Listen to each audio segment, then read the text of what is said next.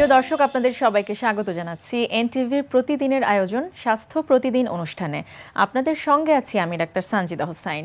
দর্শক, যে বিষয়টি নিয়ে আজ আমরা আলোচনা করব সেটি হচ্ছে এই সময়ে শিশুদের সাধারণ রোগ ব্যাধি। এই বিষয়টি নিয়ে আলোচনার জন্য আমাদের স্টুডিওতে উপস্থিত আছেন একজন বিশেষজ্ঞ চিকিৎসক। চলুন পরিচিত হই আমাদের আজকের অতিথির সাথে। অধ্যাপক ডাক্তার সাইদা আনোয়ার 1962 সালে 10 এপ্রিল চট্টগ্রাম জেলায় জন্মগ্রহণ করেন। তিনি 1987 সালে চট্টগ্রাম মেডিকেল কলেজ থেকে MBBS ডিগ্রি অর্জন করেন। এরপর তিনি চিকিৎসা বিজ্ঞানে উচ্চতর FCPS ডিগ্রি লাভ করেন। বর্তমানে তিনি ঢাকা মেডিকেল কলেজের শিশু বিভাগের অধ্যাপক হিসেবে কর্মরত আছেন। আপনাকে স্বাগত জানাচ্ছি ম্যাডাম আমাদের অনুষ্ঠানে। ধন্যবাদ। আবহাওয়ার পরিবর্তন হচ্ছে, তো এই সময়টাতে শিশুদের সাধারণ রোগ ব্যাধি কি কি রয়েছে? এখন যেটা মেইনলি হচ্ছে সেটা হচ্ছে অনেক জ্বর হচ্ছে বাচ্চাদের, হাই ফিভার। এটা আসলে প্রথম অবস্থায় তো ভাইরাল ইনফেকশনের জন্য হয়, অনেক সময় র্যাশ হয় সাথে। ওই র্যাশটা হচ্ছে নতুন করে হচ্ছে, মা খুব উদ্বিগ্ন হয়ে যাচ্ছেন। জ্বরের সাথে র্যাশ থাকে নাকি শুধু র্যাশ? জ্বরের সাথেই র্যাশ থাকে। জ্বর হলো একদিন, তারপরের দিন থেকে র্যাশ। তাহলে তো প্রথমেই ভয় পেয়ে যায় যে ডেঙ্গু হলো কিনা, তাই না? এবং হাত তার পায়ের তালুতে বেশি হচ্ছে, বেশি হয়ে যায়। তারপরে আপনার ওই পেটে হয়, ট্রাঙ্কের পিছনের দিকে হয়। কিন্তু এই জন্য এটা হচ্ছে হ্যান্ড ফুট মাউথ ডিজিজ বলি আমরা। আচ্ছা, তার মানে এটি যে ডেঙ্গু না, অন্য কোনো কারণে র্যাশটা হচ্ছে জ্বরের সাথে, সেটি বোঝার কি উপায় রয়েছে? এটা হচ্ছে র্যাশ দেখে, অনেক সময় র্যাশটা হচ্ছে আপনার ওই পানি পানি পানি র্যাশটা হচ্ছে ভেসিকুলার ইরাপশন। আচ্ছা, আর একটা হচ্ছে এটা রেডিশ র্যাশ হয়ে যাচ্ছে, যেটা ডেঙ্গুর সাথে তুলনা করলে ওটা ডেঙ্গুর র্যাশটা হচ্ছে খুব ছোট ছোট র্যাশ, পুরো শরীরে হয়ে যায় এবং লালচে ভাব হয়ে যায়। এবং ডেঙ্গুর র্যাশটা কি জ্বরের সাথে সাথেই শুরু হয়? ডেঙ্গুর র্যাশটা না, জ্বরের 2 দিন পর থেকে, জ্বরের 2-3 দিন পর থেকে শুরু হয়। আচ্ছা, আর এই র্যাশটা কি জ্বরের সাথে শুরু হয়? জ্বরের সাথে শুরু হয়। আচ্ছা, তাহলে এটা একটি বড় পার্থক্য রয়েছে। আর বাকিটা তো চিকিৎসকের কাছে যাওয়ার পরই বোঝা যাবে। আর কি কি ধরনের সমস্যা রয়েছে? আর হচ্ছে বাচ্চাদের যেমন ডায়রিয়া হচ্ছে বেশি, এখন বেশ ডায়রিয়া হচ্ছে। ডায়রিয়াটা হচ্ছে অনেক সময় বাচ্চারা বাসি খাওয়ার জন্য হচ্ছে। এখন মাছি, তারপরে মশা, এসবের প্রকোপ বেড়ে গেছে না, এই তখনই খোলা খাবারের মধ্যে বেশি হচ্ছে। আচ্ছা, তো একটু জ্বর থেকেই শুরু করি, যেহেতু আপনি বলছিলেন যে জ্বরটা ইদানিং খুব বেড়ে যাচ্ছে শিশুদের মধ্যে। তো এই জ্বর কি ধরনের জ্বর, সেটি বাবা মায়েরা কিভাবে বুঝবে এবং কখন আসলে ডাক্তারের কাছে যাওয়া উচিত বলে মনে করেন আপনি? আসলে আমি মনে করি যে যখনই বাচ্চার অনেক জ্বর হয় এবং র্যাশ হতে থাকে, তখন বাচ্চারা তো এমনিও খেতে চায় না, আরো তখন জ্বরে আরো খেতে চায় না, বমি করে, টক্সিক হয়ে থাকে, তখন বাবা মারাও খুব উদ্বিগ্ন হয়ে পড়েন। তখনই আসলে ডাক্তারের পরামর্শ, শিশু বিশেষজ্ঞের পরামর্শ নেওয়া উচিত। তখন ওনাদেরকে একটা দিক নির্দেশনা দিয়ে দিতে পারেন। তো যখন আপনাদের কাছে এরকম সমস্যা নিয়ে আসছে শিশুদের বাবা মায়েরা, শিশুদের নিয়ে আপনারা কি ধরনের ইনভেস্টিগেশনের মাধ্যমে কনফার্ম হন যে আসলে কি ধরনের চিকিৎসা দেওয়া উচিত বা কি ধরনের জ্বর আসছে শিশুটির? আসলে প্রথম অবস্থায় যখন জ্বর নিয়ে আসে বাচ্চারা, তখন প্রথম দিন, 1 দিন 2 দিন 3 দিন এরকম আমরা কোনো ওষুধ, আমরা আসলে কোনো অ্যান্টিবায়োটিক ওষুধ আমরা ব্যবহার করি না সাধারণত। আচ্ছা, যদি দেখি ওর ঠান্ডা কাশি আছে তাহলে আমরা সিমটোমেটিক ম্যানেজমেন্ট দেই। এখন তো শীত থেকে গরমে যাওয়া মানে শ্বাসকষ্টও হয়, সাথে নিউমোনিয়া হচ্ছে। হ্যাঁ, তো এই জন্য আমরা ওই উপসর্গ অনুযায়ী হয়তো চিকিৎসা দিতে থাকি। হ্যাঁ, আর বাবা মাকে আমরা আশ্বস্ত করি যে এটা এই ধরনের অসুখ না, রোগ না। যদি বাড়তে থাকে, যদি 5 দিন পরেও জ্বর বেশি হয়ে যায়, অথবা যদি তখনই আপনি চলে আসবেন, আমরা আপনাকে সাহায্য করব। কারণ বাবা মায়েদের মধ্যে কিন্তু একটা টেন্ডেন্সি থাকে যে বাচ্চাটাকে অ্যান্টিবায়োটিক কেন দেওয়া হলো না। ডাক্তারদের প্রতি কিন্তু এই দাবিটা সবসময় করে বাবা মায়েরা, যে অ্যান্টিবায়োটিক দিলে বোধহয় বাচ্চা সুস্থ হয়ে যাবে। এই জন্যই আসলে সব বাবা মাকে বুঝিয়ে দিতে হবে যে সবসময় কিন্তু অ্যান্টিবায়োটিকের প্রয়োজনীয়তা পড়ে না। প্রথম 5 দিনের জ্বরের মধ্যে যদি বাচ্চা ওরকম টক্সিক না হয়, বাচ্চার অন্য কোনো উপসর্গ না থাকে, ধরেন পেশাবে জ্বালাপোড়া, অনেক কিছু টাইফয়েডের উপসর্গ, এই ধরনের যদি থাকে, তখন অ্যান্টিবায়োটিক দেওয়ার প্রশ্ন আসে। এছাড়া আমার মনে হয় না প্রথম 5 দিন জ্বরে কোনো অ্যান্টিবায়োটিকের দরকার আছে। আচ্ছা, তো যেটি বলছিলেন যে ডেঙ্গুর সাথে এবং সাধারণ যে জ্বরের যে র্যাশের সাথে যে জ্বরটা আসছে, এই দুইটার পার্থক্য আপনি ইতিমধ্যে বলেছেন আমাদের। তো একটু জানতে চাইবো তাহলে চিকিৎসাটাও আপনারা কিভাবে করেন সেক্ষেত্রে? আমরা প্রথম অবস্থায় যদি বাচ্চা আসে, তখন আমি বললাম না যে হ্যান্ড ফুট মাউথ ডিজিজ বলে, তখন কিন্তু এই জ্বরটা এবং এই র্যাশটা 5 দিনেই কিন্তু মিলায় যায়। আচ্ছা, আর ডেঙ্গু হয়েছে কিনা সেটি আপনারা কনফার্ম হন কিভাবে? ডেঙ্গু কিন্তু আগে ডেঙ্গু 5 দিন পরে অ্যান্টিবডি টেস্ট করে দেখা যেত, এখন কিন্তু প্রথম দিন থেকেই ডেঙ্গু টেস্ট করা যায়। আচ্ছা, তার মানে এখন সেই চিকিৎসা ইনভেস্টিগেশনের সেই পদ্ধতিটি চলে এসেছে আমাদের দেশে, যাতে করে প্রথম দিনে আমরা বুঝতে পারি যে শিশুটি ডেঙ্গুতে আক্রান্ত কিনা।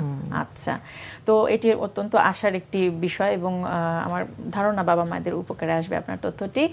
একটু জানতে চাইবো ডায়রিয়া কলেরার বিষয়। আপনি যেটি বলছিলেন যে ডায়রিয়াটাও বেড়ে যাচ্ছে এখন, তো ডায়রিয়া হলে কি করণীয়?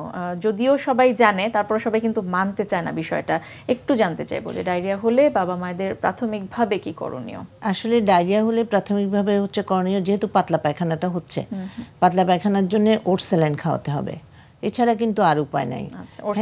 রিপ্লেসমেন্ট, ফ্লুইড রিপ্লেসমেন্ট যেটা প্রধান একদম, তা নাইলে কিন্তু বাচ্চা একদম হয়ে যাবে, নির্জীব হয়ে যাবে, নিস্তেজ হয়ে যাবে, এবং বাচ্চার পানি শূন্যতা ডেভেলপ করলে বাচ্চার শকে চলে যেতে পারে এবং অনেক সময় কিডনিকে এফেক্ট করে।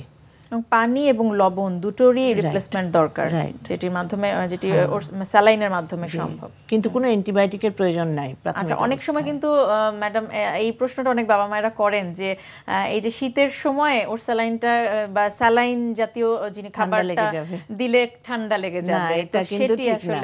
এটা কিন্তু ঠিক না, যখন যেটা দিতে হবে তখন সেটা দিতেই হবে। আর লবণ পানি, এখানে কিন্তু লবণটা যেহেতু আছে, আমার মনে হয় ঠান্ডার দিকে খুব বেশি সমস্যা করবে না এটা। এটা একটু ভ্রান্ত ধারণা। সেটাই তো একটু জানতে চাইবো ম্যাডাম, অনেকে এই প্রশ্নটাও করে থাকেন বা অনেকের মধ্যে এই বিষয়টাও আসে যে ব্রেস্ট ফিড করে যেসব শিশুরা, তাদের ডায়রিয়া হলে তখনকার খাবার দাবার প্যাটার্নটা আসলে কি করার উচিত এবং ব্রেস্ট ফিডিংটা বন্ধ করে দেওয়া যায় কিনা সেটি অনেকে চিন্তা করে থাকে। যেই বাচ্চারা 6 মাস বয়সের নিচে থাকে, যেমন ডায়রিয়া হচ্ছে কিন্তু বুকের দুধ খাচ্ছে, সেই বাচ্চাদের কিন্তু আমরা বলি বুকের দুধ কন্টিনিউ করার জন্য। মায়ের দুধের পরিবর্তে আর কোনো দুধ খাওয়াবে না। মায়ের দুধ থেকে কিন্তু ডায়রিয়া হয় না, বরং এটি আরো প্রতিরোধ করে, রাইট। এবং ডায়রিয়া যেটা হচ্ছে তখন এটা ভাইরাল ডায়রিয়া হতে পারে, ওটা কিন্তু সেলফ লিমিটিং, ওটা ওই সিমটোমেটিক চিকিৎসা করলেই, স্যালাইন খাওয়ালে এটা আস্তে আস্তে 5-7 দিনের মধ্যেই ঠিক হয়ে যাবে। আচ্ছা, জটিলতা কি রয়েছে এই ডায়রিয়া জনিত সমস্যাগুলো? কতখানি ঝুঁকিপূর্ণ বা কতখানি জটিল হতে পারে যদি সময়মতো চিকিৎসা করা না হয়? এমনি তো সিম্পল জিনিস, স্বাভাবিক, একটা বাচ্চার ডায়রিয়া হলো ঠিক হয়ে যাবে বলি আমরা, কিন্তু এতে যদি পানি শূন্যতা যদি রোধ করা না যায় তাহলে কিন্তু অনেক কিছু সমস্যা হতে পারে। যেমন শরীরের মধ্যে পানি চলে গেলে শকে চলে যায়, 1। 2 হচ্ছে অনেক বাচ্চাদের এই পানি শূন্যতার জন্যে কিডনিকে এফেক্ট করে। কিডনি হচ্ছে ইম্পর্টেন্ট একটা জিনিস, অর্গান। সেই কিডনিকে যদি একবার এফেক্ট করে তাহলে অনেক বেশি সমস্যায় পড়ে যায় বাচ্চাগুলি, উপরে যায়, ঝুঁকির মধ্যে চলে যায়। আবারও একটু জ্বরে চলে আসি। জ্বরটা যেহেতু খুবই সাধারণ এবং আমাদের শিশুদের জন্য খুব কমন এই সময়ে, একটু জানতে চাইবো যে এই যে যেটি বলছিলেন যে খুব সাধারণ যে জ্বরটা, ভাইরাল জ্বর যেটি, সেটিতে আসলে বাবা মায়েদের কি করণীয় যাতে করে জ্বরটা, এখনকার জ্বরটা কিন্তু খুব রেস করে, অনেক উঠে যায়, তো সেটি যাতে একটু কন্ট্রোলে থাকে, বাবা মায়েদের আসলে কি করণীয়? বাবা মায়েদের করণীয় হচ্ছে, বাবা মারা কিন্তু জ্বর হলেই অনেক কাপড় চোপড় পরায় দেয় এবং খুব উদ্বিগ্ন হয়ে আসলে কি করা উচিত সঠিক ওয়েটা জানে না। সেই জন্য আমরা বলি বাচ্চার যদি জ্বর 100-র উপরে হয় থার্মোমিটার দিয়ে জ্বর মাপতে, এবং যদি 100-র উপরে হয় তখন প্যারাসিটামল সিরাপ দিতে, এবং অনেক কাপড় চাপড় পরিয়ে না রাখতে, একটু খোলামেলা জায়গায় রাখতে বলি। আর হচ্ছে আপনার যদি 102-এর উপরে হয় তখন আমরা শরীর স্পঞ্জ করাতে বলি। সেটি কিভাবে করলে ভালো হয়? শরীর স্পঞ্জ করানো মানে হচ্ছে একটা টাওয়েল দিয়ে একটু নরমাল বডি টেম্পারেচারের পানিটা নিয়ে, ঠান্ডা পানি দেওয়ার একটা প্রবণতা থাকে, সেটি অবশ্যই দেওয়া যাবে না। ম্যাডাম, অনেক অনেক ধন্যবাদ, আমরা বেশ কিছু গুরুত্বপূর্ণ তথ্য আপনার কাছ থেকে জানতে পারলাম। আপনাকে অনেক ধন্যবাদ। প্রিয় দর্শক, আমরা শুনছিলাম এই সময়ে শিশুদের সাধারণ রোগ ব্যাধি নিয়ে বেশ কিছু গুরুত্বপূর্ণ তথ্য, যে পরামর্শগুলো আমাদের আজকের অতিথি দিলেন। আশা করছি শিশুদের যারা বাবা মা রয়েছেন আপনাদের সবার অত্যন্ত উপকারে আসবে আমাদের আজকের তথ্যগুলো। আজকে আমরা একটা মুভ দেখাবো, এটা হচ্ছে পার্টনার ইয়োগা। পার্টনার ইয়োগার কনসেপ্টটা আসলে বাংলাদেশে অনেকটুকুই নতুন। আমরা যেটা জানি যে বিগিনার ইয়োগা কিংবা পাওয়ার ইয়োগা, যেগুলো হচ্ছে যে প্রথমে বিগিনার বা ফাউন্ডেশনটা হচ্ছে একটা আসন, আপনি আস্তে ধীরে অনেকবার করে করবেন এবং পারফেকশনটা আনবেন, সেটা হচ্ছে লেভেল 1। যখন সেগুলো পরপর করতে করতে আপনার অভ্যাস হয়ে যাবে, চর্চা হয়ে যাবে, তখন অল্প সময় সবগুলো মুভ একসাথে করলে কিভাবে করতে হয় ফ্লোয়ের মুভমেন্টের মাধ্যমে, সেটা হচ্ছে পাওয়ার ইয়োগা বা ভিনিয়াসা ইয়োগা। অ্যান্ড দেন হচ্ছে পার্টনার ইয়োগা। পার্টনার ইয়োগার ব্যাপারটা হলো যে দুজন একই মুভ বা কিছুটা আলাদা মুভ একসাথে করলে পরে যেটা হয় যে দুজনের ভেতরের যে একজনকে সাপোর্ট করা, যেটা আমরা বারবার বলছি যে এখানে ফ্যামিলি বন্ডিং বলেন বা দুজনের ভিতরে ইন্টারাকশন কমিউনিকেশন গ্যাপ থাকলে সেটা বাড়ানো, সব কিছু মিলিয়ে পাওয়ার ইয়োগাটা কিন্তু খুব বেশি হেল্প করে। যে আমার কিসে স্ট্রং, আমি কিসে উইক, আমার পার্টনার যখন জানছে তখন দুজনকে হেল্প করছে। এটা শুধু ব্যায়ামের ক্ষেত্রে না, এটা সব ক্ষেত্রেই প্রযোজ্য। তখন আমার যে উইকনেস আছে আমার ফ্রেন্ড সেটা কাভার আপ করবে, আমার যে স্ট্রেংথ আমি আমার ফ্রেন্ডের ব্যাপারে সেটা হেল্প করব। এভাবেই দেখা যায় যে আমরা পুরো সমাজ বলেন, ফ্যামিলি বলেন, আমরা আস্তে আস্তে গ্রো আপ করব। তো এখানে পার্টনার ইয়োগার আমি 2-3টা মুভ দেখাবো এবং হেল্প করবে। আমার সাথে লিও, হি ইজ মাই সান, আমি আর আমার ছেলে একসাথে মুভগুলো করছি। Okay, and Leo ready, go to the plank. Plank মুভে ও একটু থাকুক, তখন আমি বলি this is plank move, yoga move. এটাতে যেটা হচ্ছে যে কোরের কাজ হচ্ছে, তো কোরের কাজটা যখন হচ্ছে এবং টোটাল বডির কাজও হচ্ছে। এখন এখানে পার্টনারশিপে কি করব আমরা, okay, go and down, up and down, okay okay. So I am in the plank move, যেটা হচ্ছে যে কিন্তু আমার পাটা উপরে এবং লিওর যেটা হচ্ছে যে লিওর আমার ভরটা নিতে হচ্ছে। Then I will do 1 push ups and then 1 and 2 and 3. Okay, down, then back and up and leo up. Okay, thank you. যেটা হচ্ছে যে আমরা প্ল্যাঙ্ক মুভটা করলাম, তার সাথে কি হলো, আমি ভরসা পাচ্ছি, আমি ওর উপর ট্রাস্ট করি যে ও আমাকে ফেলে দিবে না। ও জানে যে মা আমার পিঠে পা দিয়ে করছে, কোনোভাবে মাকে ফেলতে দেওয়া যাবে না। তো ওর যখন লেভেলটা ক্রস করছে, ও পারছে না থাকতে আমার ওয়েটটা নিতে, তাও সে ধরে রাখছে। So I know. এবং এরপর যখন আমরা পুশ আপটা করছি, পুশ আপটা কী হচ্ছে যে তখন আরও একটু প্রেশারটা দিলাম যে হ্যাঁ, ও তোমাকে কষ্ট দিচ্ছি শুধু না, আমি নিজেও কষ্ট করছি। এই জিনিসগুলো অনেকটুকু বন্ডিং বাড়িয়ে ফেলে এবং এটাই হচ্ছে পার্টনার ইয়োগার খুব মজার একটা ব্যাপার। তো আপনারা যারা বিনিয়াসা বা বেসিক ফাউন্ডেশনগুলো করেছেন, আপনারা নিজেরা পার্টনার ইয়োগাটা ট্রাই করতে পারেন। প্রিয় দর্শক, শিশুর ডায়রিয়া অত্যন্ত সাধারণ একটি সমস্যা। আপনার কিংবা আপনার কাছের কোনো শিশুটির যদি হঠাৎ ডায়রিয়া শুরু হয়ে যায়, একজন বিশেষজ্ঞ চিকিৎসকের কাছে যাবার আগে প্রাথমিকভাবে কি করবেন তা নিয়ে চলুন শুনি আমাদের এখনকার আয়োজন প্রাইমারি কেয়ার। শিশুর পাতলা পায়খানা খুব প্রচলিত একটি সাধারণ সমস্যা। প্রায়শই শিশুরা পাতলা পায়খানাজনিত সমস্যায় আক্রান্ত হয়।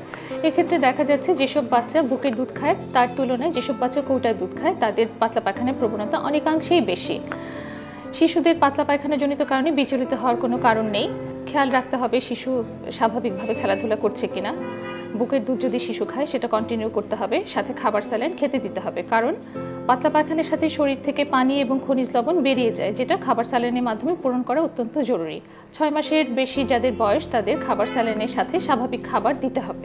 সাধারণত পাতলা পায়খানার জন্য কোনো অ্যান্টিবায়োটিকের দরকার হয় না। এটা সেলফ লিমিটিং ডিজিজ, একাই ভালো হয়ে যায়। শুধু খেয়াল রাখতে হবে বাচ্চা পানি শূন্যতায় ভুগছে কিনা, সেটা খেয়াল রাখতে হবে। এটা খেয়াল রাখা অত্যন্ত জরুরি। যদি দেখা যায় শিশু স্বাভাবিকের চেয়ে কম প্রস্রাব করছে, একটু কম খাচ্ছে, একটু কম খেলাধুলা করছে, চোখ কোটরে ঢুকে যাচ্ছে, গায়ের চামড়া ঢিলা হয়ে যাচ্ছে, সেক্ষেত্রে দেরি না করে নিকটস্থ চিকিৎসকের শরণাপন্ন হতে হবে। দর্শক, স্বাস্থ্য প্রতিদিনের আজকের হেলথ টিপস। দীর্ঘদিন যাবৎ গলা ভেঙে কণ্ঠস্বরের পরিবর্তন হওয়া কণ্ঠনালীর ক্যান্সার হওয়ার ইঙ্গিত দেয়। যারা দীর্ঘদিন যাবৎ এ সমস্যায় ভুগছেন তারা দ্রুত একজন নাক কান গলা বিশেষজ্ঞের পরামর্শ নিন।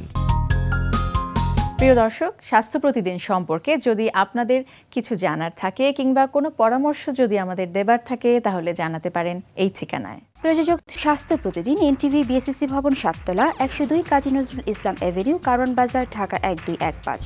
ফ্যাক্স 914338 থেকে 7 পর্যন্ত, অথবা ইমেল করুন স্বাস্থ্যপ্রতিদিন@ntvpd.com এই ঠিকানায়। দর্শক, স্বাস্থ্য প্রতিদিনের আগামী পর্বে আপনাদের জন্য যা থাকছে: ডায়াবেটিস আছে, তার ব্লাড প্রেশার আছে, তার ফ্যামিলিতে আরও হিস্ট্রি আছে, তার কোলেস্টেরলের পরিমাণ বেশি আছে, সে স্মোক করে, এরকম যদি তার বেশ কিছু রিস্ক ফ্যাক্টর থাকে, এই ক্ষেত্রে যদি কখনও তার চেস্ট ডিসকমফর্ট হয়, চেস্ট পেইন হয়, অথবা তার শ্বাসকষ্ট এরকম হয়, হঠাৎ করে যদি হয় আর কি, এবং সে যদি মনে করে যেটা আমার বেশ কিছু কিন্তু হচ্ছে কিন্তু যাচ্ছে না কেন, হ্যাঁ, তখনই তার মনে করতে হবে যে আমাকে ডক্টরের কাছে যাওয়া উচিত। দর্শক, বিশ্বের যে কোনো প্রান্ত থেকে যে কোনো সময় এনটিভিতে সম্প্রচারিত সংবাদ ও অন্যান্য সকল অনুষ্ঠান উপভোগের জন্য ভিজিট করুন আমাদের পূর্ণাঙ্গ ওয়েব পোর্টাল www.ntvbd.com। আজ এ পর্যন্তই। সবাই ভালো থাকুন, সুস্থ থাকুন। আগামীকাল আবার দেখা হবে ঠিক একই সময় এনটিভির পর্দায়।